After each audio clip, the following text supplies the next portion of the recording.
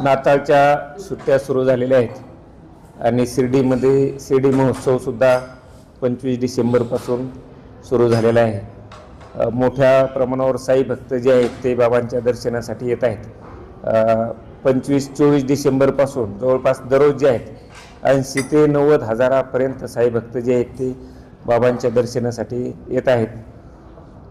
वर्षाचा शेवटचा दिवस आणि नवीन वर्षाची सुरुवात जी आहे बाबांच्या सानिध्यात करावी म्हणून लाखो साई भक्त जे आहेत ते 31 डिसेंबरला बाबांच्या दर्शनासाठी येत असतात। यावर्षी जवळपास 2.5 ते 3 लाख भाविक जे आहेत 31 डिसेंबर आणि 1 जानेवारी या दिवशी शिर्डीमध्ये बाबांच्या दर्शनासाठी येतील असा अंदाज आहे। त्या दृष्टीने सर्व नियोजन जे आहे ते साईबाबा संस्थांनी करण्यात आलेले आहेत।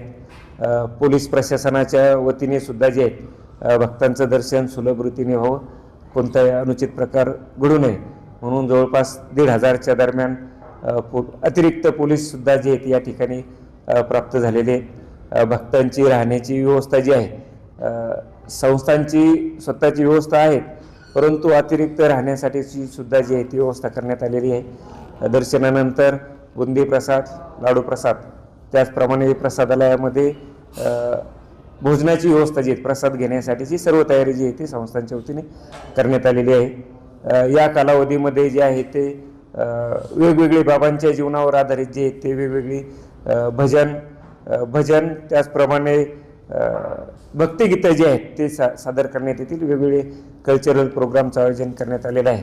तर सर्व साई भक्तांना या निमित्तानं मी आवाहन करतो की आपण या ठिकाणी यावं, बाबांचे दर्शन घ्यावे, बाबांचे आशीर्वाद आपण प्राप्त करावे।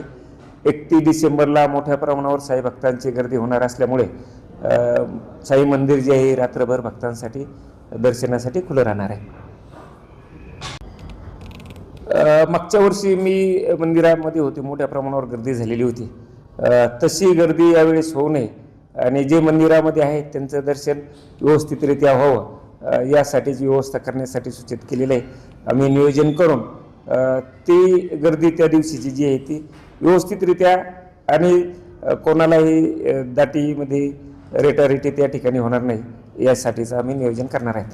रात्री 12 वाजता येतात किंवा जे ग्रामस्थ जातात ते अनेक जण मोबाईल घेऊन जातात, यावर काय नियंत्रण असतं साई संस्थांचं? सिक्युरिटी चेक करून घेऊ त्याचे मंदिरामध्ये सोडताना जे आहे सर्वांचे मोबाईल जे कोणाचे मोबाईल आत जाणार नाही या दृष्टीने प्रवेशद्वारावरच जे आहे ते सिक्युरिटींना सूचना देऊन मोबाईल आत जाणार नाही यासाठीचे। मात्र गेल्या अनेक वर्षाचा असा अनुभव आहे की शिर्डीतले काही लोक किंवा काही बाहेरचे ओळखीचे लोक हेच मंदिराचा कब्जा घेतात आणि 12 वाजता बरोबर त्यांची मंदिरात गर्दी असते। त्याच्या संस्थांनी यावर्षी केली आहे का जसं आपण देणगीदारांना आता प्राधान्य देतो त्याप्रमाणे, कारण की मंदिरात मोठी गर्दी होती आणि त्यावेळेस सर्वसामान्य भाविकाला दर्शन होत नाही।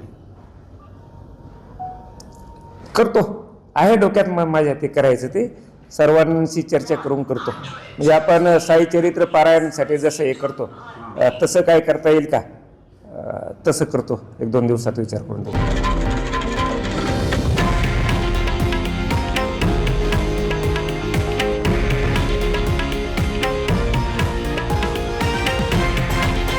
हे आहे देशातील नंबर 1 न्यूज नेटवर्क आणि आपण पाहत आहात TV9 मराठी, एकमेव।